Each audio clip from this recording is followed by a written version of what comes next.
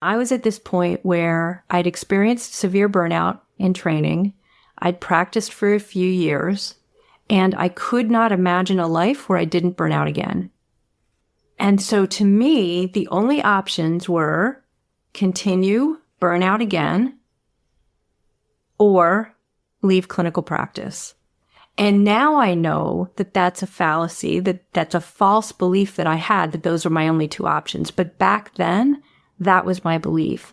And so in leaving clinical medicine, what I realize now is I wanted to know why. I didn't know what had happened.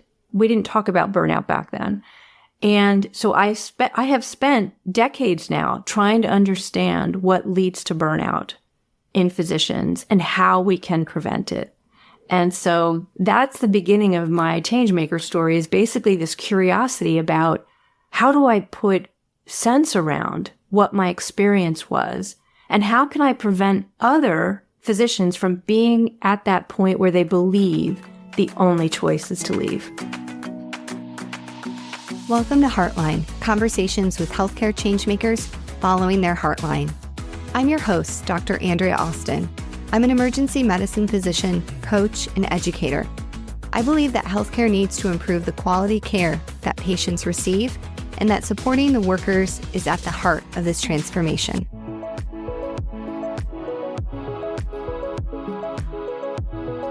I am so excited this morning to have the pleasure of having Dr. Diane Shannon on the podcast. She is an internal medicine physician, and now she is a full-time time strategist, writer, and podcaster. So I can't wait to hear more about her podcast, and I will be a guest on hers. So definitely check out her podcast as well. So Dr. Shannon, welcome to the pod. Hi. Thanks, Andrea. It's so great to be here with you. All right. We generally like to keep it cash. So is it okay if I call you Diane? Yes. Okay. Awesome.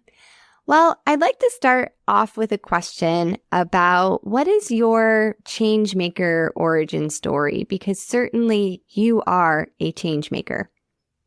Well, thank you for that. And I guess for me, it started when I was at this pivot point, and this was a long time ago. It was, I'd say 1996.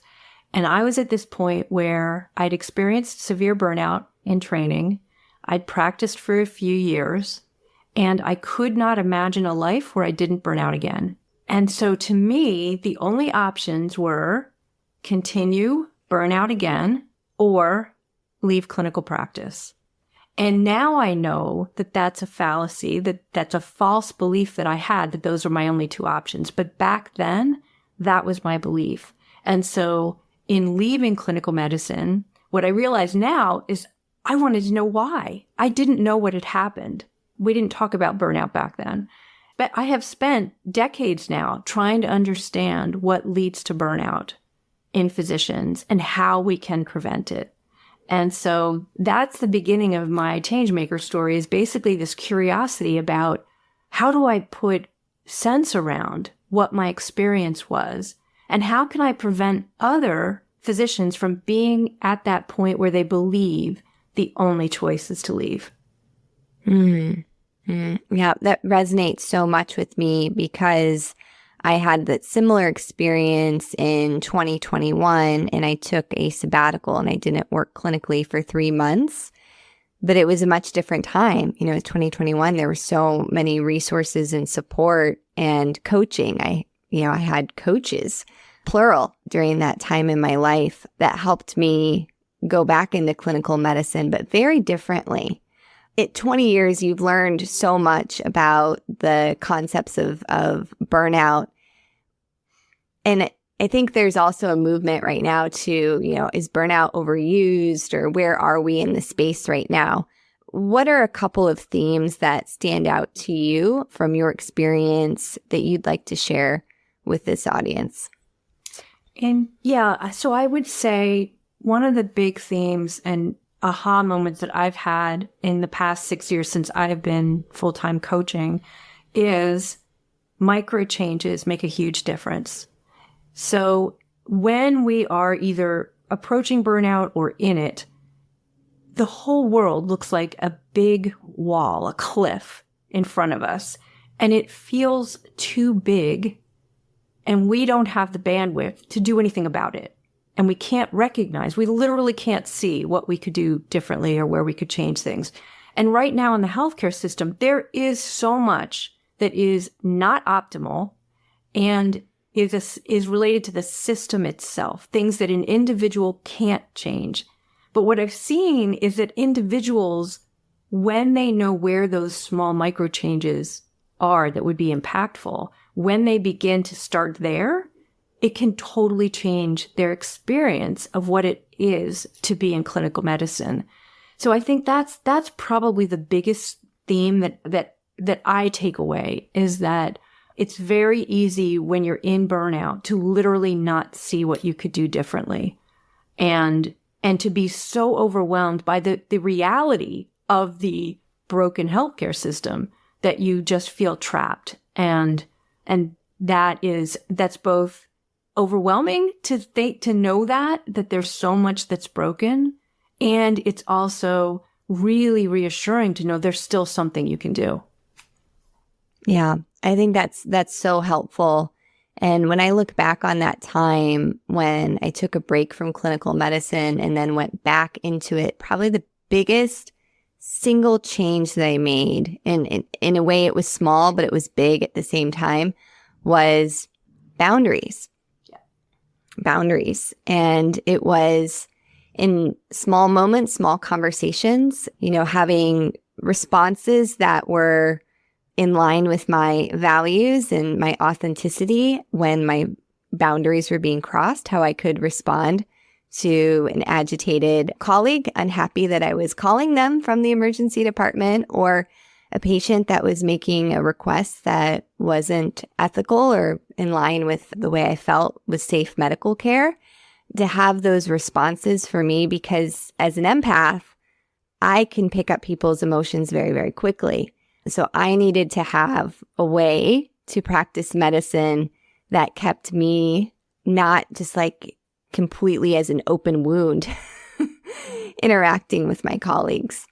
Absolutely. And in my work today, and, most of my clients are women physicians because that's my niche and real specialty is understanding what those specific challenges are.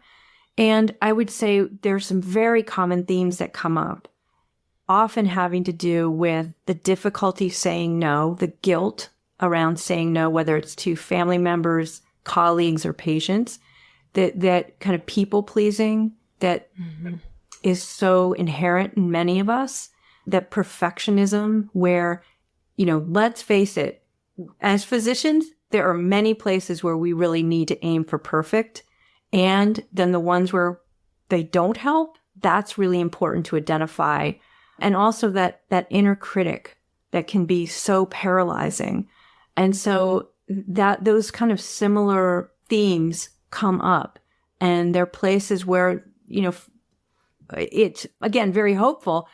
It's possible to make changes there, right? It's possible to quiet those voices or those negative thinking patterns and choose another way to respond. Yeah. And I'm thinking back to when we talked in person, which was in Boston at the AMWA conference, the American Medical Women's Association. Am I saying that right? Yep. Yes. So we were on a panel on burnout together, and we chatted for a few minutes in the hallway afterwards. And it's been a couple of months, but I feel like trauma came up, and it was something that we wanted to talk about today. Where does trauma enter that story for you and what you see with coaching clients? Well, I guess what I would say is that's not actually one of my specialties, but I'm better able to recognize it now.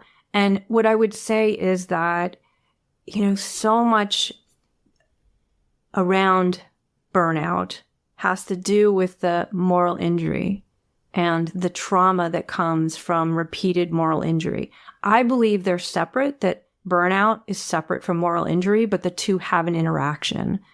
And I think one of the most important things that I do is offer a safe space for talking about that trauma, those micro aggressions, that's another form of trauma, or also those experiences that are traumatic in medicine, and so I think having that safe place, and I know with trauma, one of the most important things is to be witnessed, is to have a safe space to say those feelings, to talk about the experience, and have it be witnessed by another person.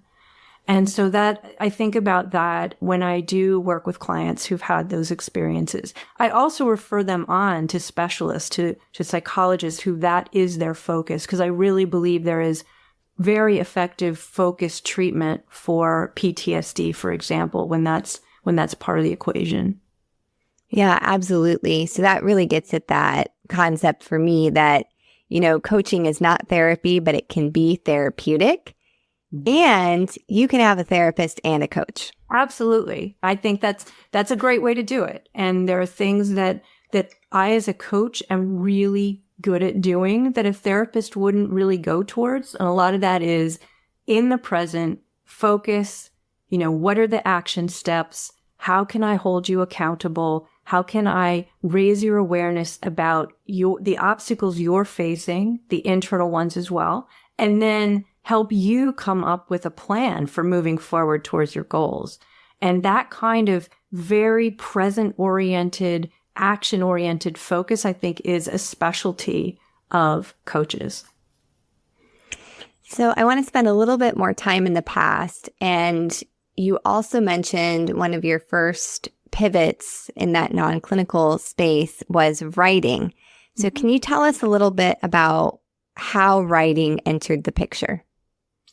I feel so incredibly lucky that this is the path that opened up for me. When I was contemplating leaving clinical medicine, I had just finished a master's in public health. There were no public health positions open in Boston that paid enough to cover my student loans. I mean, they were paying $50,000, right? It just was not feasible. And so I really did not know what I was going to do. And I happened to be looking in New England Journal of Medicine in the back where they have the job postings.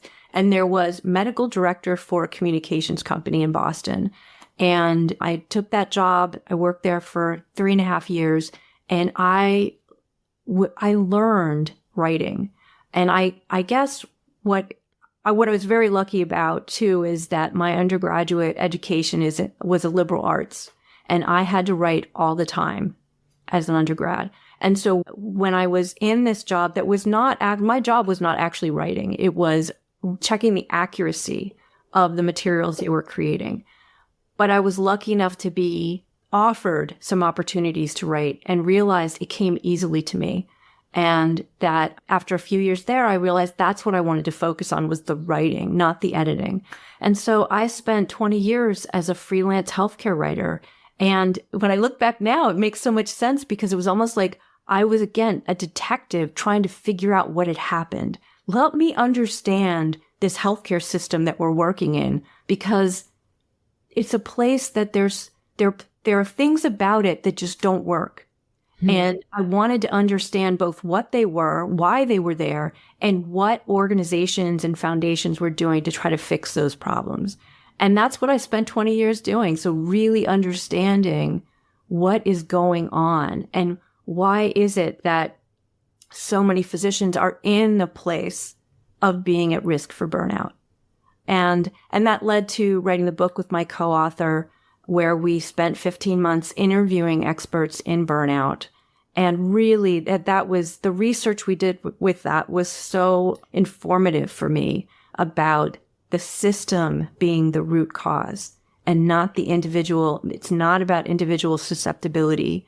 And that was very healing for me, actually, to hear that over and over again from the experts that we spoke with. Yeah, so let's move into a little bit of discussion on the system. I think everybody listening certainly agrees. It's the system. And Cherie Johnson, my coach and colleague, will remind us that the system is us. And that's often a very difficult thing to hold, this duality of we do comprise the system. What are some of the pockets of possibility and optimism you have about the system moving in a more positive direction? Well, I guess I would say there's lots of examples where folks are really trying to find ways to improve the system. In thinking about, when I think about the system, the way we kind of broke it out in the book is there's the individual physician and what they bring with them to work every day. So if you are undergoing a stress at home, divorce, all right, a parent who's not healthy, a child who's not healthy, you are bringing that with you, right? Or even these negative thinking patterns. Then there is the practice and the organizational level, and that includes the efficiency in your practice, the workflow. It includes organizational culture. It includes leadership style of those at the middle and the top, and as well as the board and what they're kind of enforcing for the C-suite. And then there's the external, which is all the factors outside the organization that influence it, and those pressures are then transmitted to the individual physician. So a big part of that is payment. And now a big part of that is the mergers, the large organizations, the private equity getting involved in healthcare. And also changing patient expectations and demographics, and meaning demographics as in the number of chronic diseases that patients have today. So all of those are at play here. And yes, we as individuals are part of that system, and there are things that we can do to first and foremost heal our foundation so that we can then be modeling wellness, and we can be, as we step into leadership positions, really learn how to lead effectively. And that does not mean micromanaging or top-down mandates. That means supporting and empowering those that you are leading. And so there's different leadership styles that are more effective than others. And so individuals who are in leadership positions then have that influence to really change organizational culture. So it is individuals, but there are levels of influence as well. And I think that's important to recognize. And when we are faced with a problem that we can't fix alone as individuals, are we able to effectively communicate those requests to those who are decision makers? And that's a key part. And one of the things that I work on in the group coaching that I do for women physicians is the ability to have those effective conversations and to not just come in with a complaint, but to come in really understanding what is going to help that person say yes to you. Yeah, there's so much involved there. Yeah, there's so much gold in what you said, and that's really boring out in the research that I've done with physician change makers, and some of the actions we suggest in a paper that'll be coming out soon is you have to really level up your, as you just mentioned, communication. And last fall, I took a PR class, and I'm sitting there thinking, like, I needed this 10 years ago. And I think we really need to start equipping medical students. You know, most of us went to medical schools in which they're in academic institutions. And on one hand, they're trying to provide this very pure version of what it means to be a doctor. And you start off with the white coat ceremony and the Hippocratic Oath, but then you get tossed into reality without a lot of the skills that you would need to uphold the Hippocratic Oath. So I honestly think we need to go back and weave some of this into medical school. Like, how is medicine paid for? What will be billed in your name? And if this doesn't really work and isn't in line with our values as a profession, what are the levers for doing some of this? At least to have an introductory concept that, you know, some of us are going to have more interest in that advocacy and at very different parts of your career, but to at least know this is how it works. So I think for many of us, we just go through this mourning of like, I thought I was going into this profession that was helping and healing people. And what it turns out is I have these incredibly short, very transactionally based interactions that isn't what I signed up for. And if I would have known that, I probably wouldn't have. But now what do I do? Because I'm here, I have all this training, I love this job, but now I'm here with all this student loan debt potentially. So that's my pitch is we have to start building the change makers of the system much earlier. Right. Yeah, I think that awareness, especially awareness about the impact on you of the place you choose to work, right? Of the place where you sign that contract and the implications of that. And I think when folks are interviewing, they're not maybe thinking about all those factors that will affect them within a year or two. Mm-hmm. Yeah. And I think one of the strategies I've been thinking about is we essentially need more outward facing information for people when they're looking for a job. And so the Mayo Wellbeing Index, imagine if every place had to publish what their well-being index score was. Right. Yeah. I mean, I want that information as a patient because I don't want to go to a healthcare organization in which people are miserable. You can usually figure it out pretty quickly once you're there. And we know that the care associated with places with high burnout is not as good. And then I just don't like that extra cognitive burden that I have as a patient that's supposed to be there focusing on me. But now I'm kind of like, oh man, I feel really bad for everyone that's trying to help me or help my family member. Absolutely. Yeah. Do you have any other thoughts on kind of these larger structural ways we could start really changing the dynamic? Well, I guess I'd go back to leadership again. And it is just so incredibly different who your leader is, how they lead, and your risk of burnout as a physician.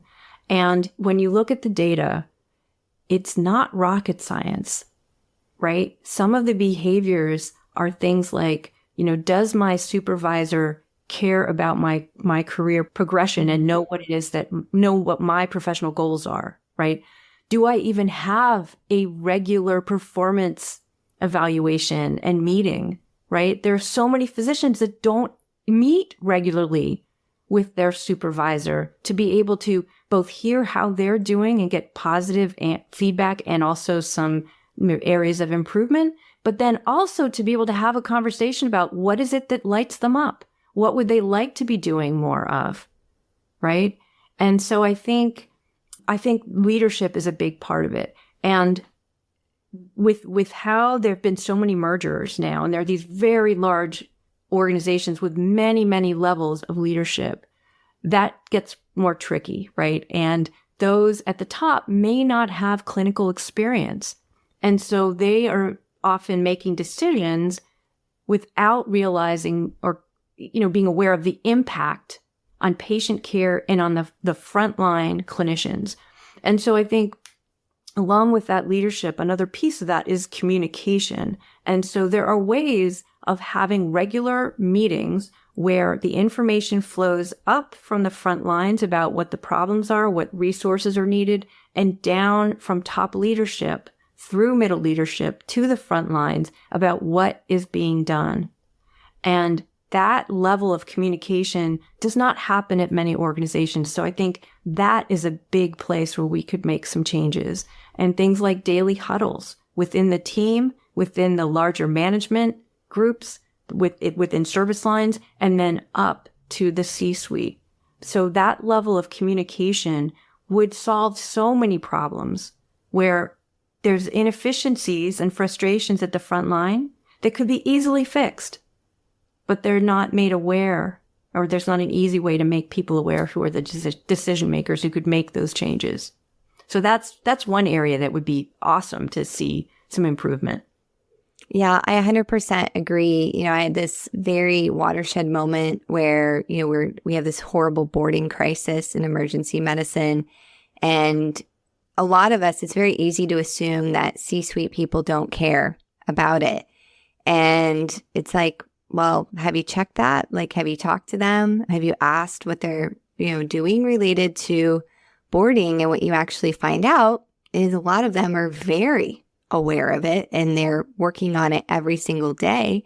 But some of these problems are dilemmas that at some point cross into policy. It's beyond the CEO's control about reimbursement or, some of these other issues.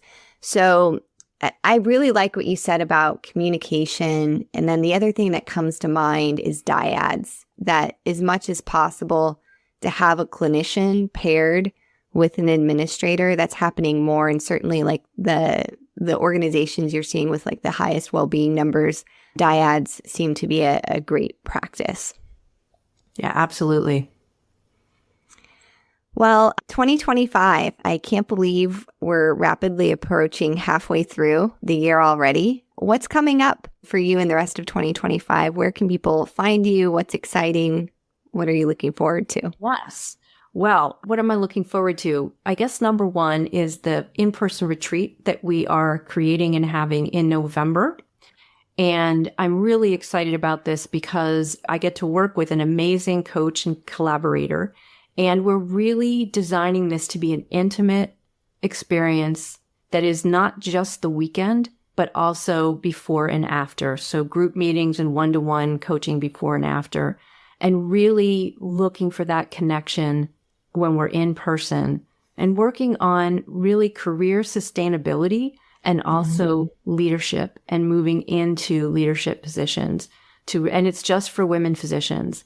So I'm really excited about that. I've seen in the group coaching that I do how important it is for women physicians to have a space where they can have protected time and a safe space to connect with each other, to share experiences, to get validation, and also to share wisdom. And where is it going to be? This will be in Chadds Ford, Pennsylvania, which is about 45 minutes from Philadelphia. And it is a historic town. And we have a beautiful inn that we are taking over the whole inn. And so that's why it's limited to 10, because that's as many rooms as we have. So we're going to be taking it over and having wonderful catered meals and all sorts of both time to reset, but also really working on what are the ways that we can grow so that people go home not just with relaxation, but also with action steps to move forward. Yeah, I'm envisioning the Northeast at that time of year. So probably still some fall colors, especially as climates have changed. And it'll just be, I'm sure, just a really special event. So we'll make sure to put a link to that in the show notes. And then another kind of rapid fire question as we close out. Is there a quote or a mantra you return to when things get tough? Yeah, I'd have to say it's stay on the train and the scenery changes. And this idea that sometimes when we're going through a difficult period of time and we get discouraged, that if we can just, continue and get the support we need in that period of time. But often things change, and sometimes they can change within a day. I remember I used to, when I came back from a vacation, and I would feel that period, that first day back would be so overwhelming, and I would totally dread it. And then I realized that usually by the afternoon, I was out from under and I was feeling much better. So within that short period of time, my outlook totally changed. So I think just being able to hold on to that idea that things do change. I love that. And I love the imagery that's associated with it. Sometimes words are hard for us, especially if we're kind of in a moment where we're flooded. So just having that imagery of the train and that the scenery is going to change.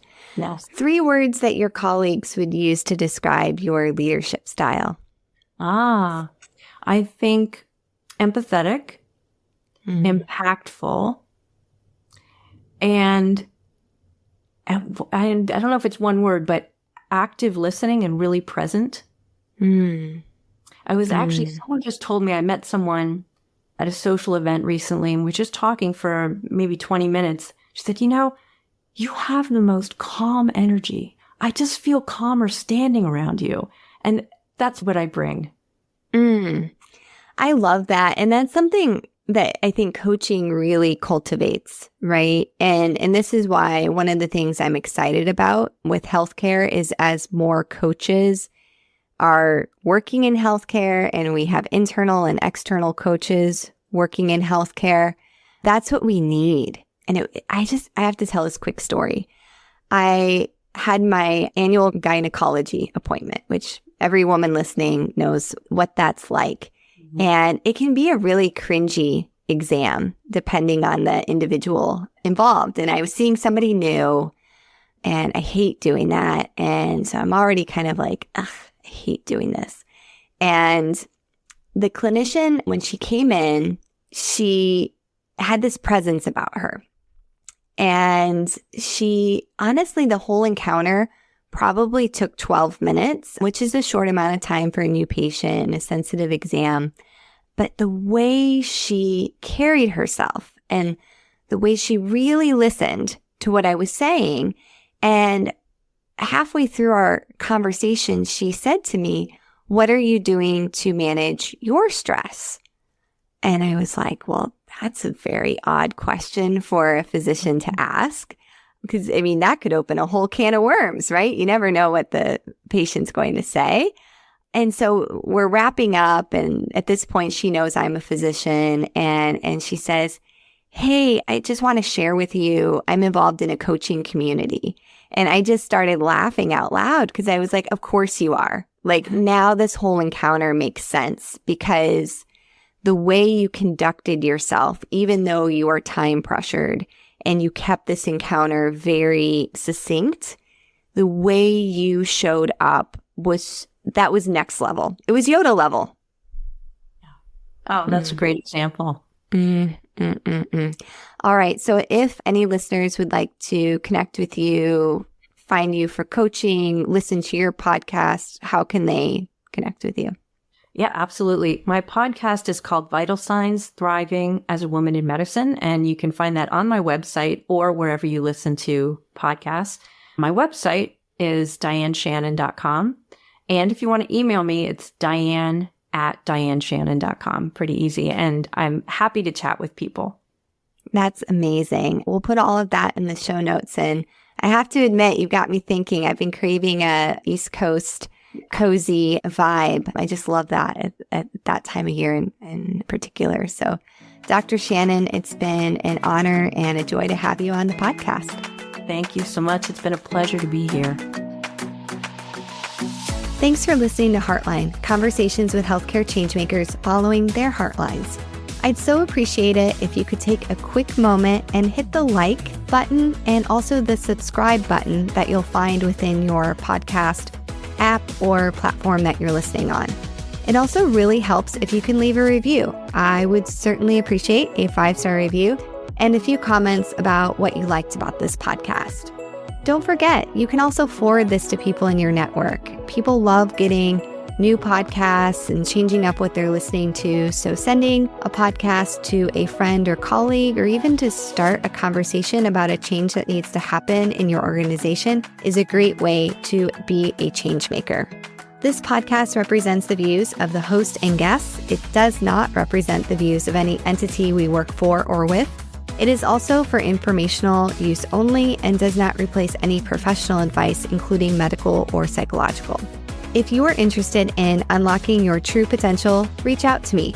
If you're an organization interested in supporting the well-being of your people, I'd love to connect on innovative solutions. Schedule a strategy session at AndreaAustinMD.com.